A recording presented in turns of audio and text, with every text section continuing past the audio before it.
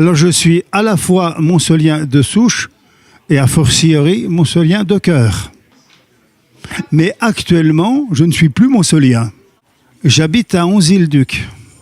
Et tout le monde m'avait dit, puisque je suis assez connu à Montceau-les-Mines, sauf vous bien entendu, mais bon, tout le monde m'avait dit, toi, t'es montsolien, tu pourras jamais aller ailleurs.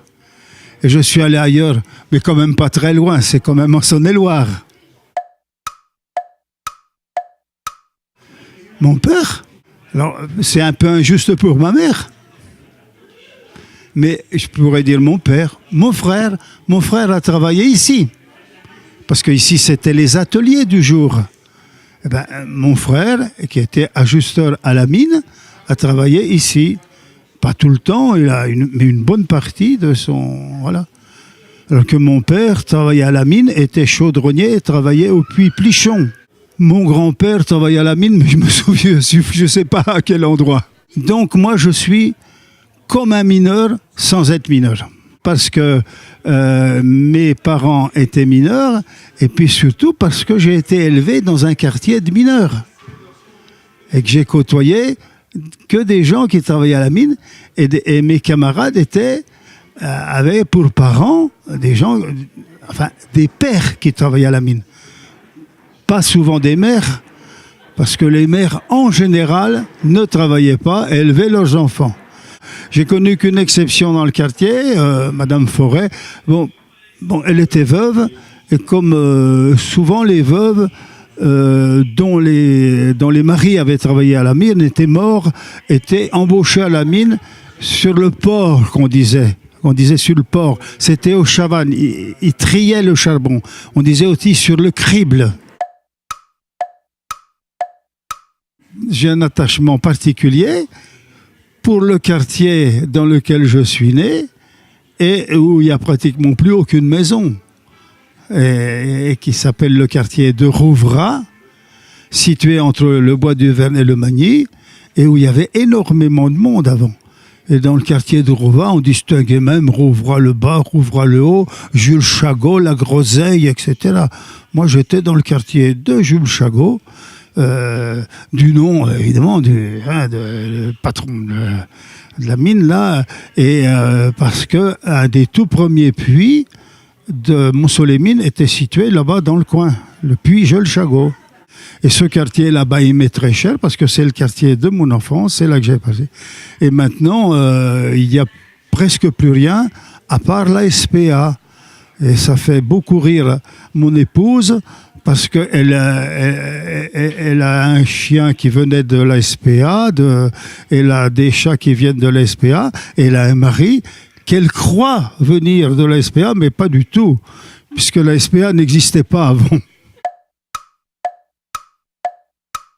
Tango Signé Bretel, qui est venu beaucoup plus tard, évidemment, dans mon cursus montsolien, mais oui, Tango Signé Bretel a été créé par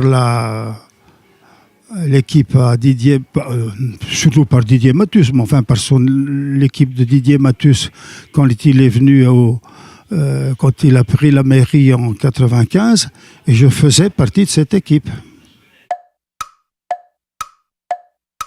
Moi, je crois pas. Non, je crois pas. Les gens qui sont peut-être dans le besoin vous diront, moi, il me manque ceci, moi, il me manque cela, je peux pas faire garder mes enfants, etc. Mais pour moi, il n'y a pas quelque chose de vital qui manque à Monceau. Il faut que ça reste Montceau-les-Mines encore quelque temps. Le passé n'est encore pas effacé, c'est encore trop tôt pour qu'on abandonne les mines. Mais je crois qu'on les abandonnera un jour. Parce que, et pour cause, puisque les mines sont fermées depuis 92, le dernier puits. Le puits Plichon, dans lequel travaillait mon père. Et je suis allé souvent sur le carreau de la mine, parce que depuis où j'habitais, de temps en temps, je lui emmenais le casse-croûte, par curiosité, pour aller voir. Voilà, je regardais les caches qui montaient, qui descendaient. Et le gars qui disait En bas les hommes. Il y avait beaucoup de chevaux qui travaillaient à la mine, qui étaient dans le fond de la mine pour tirer les chariots. Et il se dit d'ailleurs des tas de choses. En particulier, il se dit que les chevaux étaient malheureux, qu'ils étaient aveugles et tout ça. Et qu'ils mouraient là, au fond du puits. Tout ça est faux. Hein, les chevaux étaient bien soignés, n'étaient pas aveugles. Et quand ils étaient malades, ils remontaient. Et quand ils étaient trop vieux, on les remontait. Parce que j'ai eu un beau-frère qui, à un moment, était palefrenier et s'occupait des chevaux. Donc, c'est pour ça que je me permets de dire. J'aimerais que le monceau du futur suive l'évolution moderne, quoi, que les bâtiments anciens se rénovent ou s'il y a des progrès encore, que Monceau bénéficie de ces progrès, mais qu'il reste quand même un peu pareil et surtout qu'il ne perde pas son identité.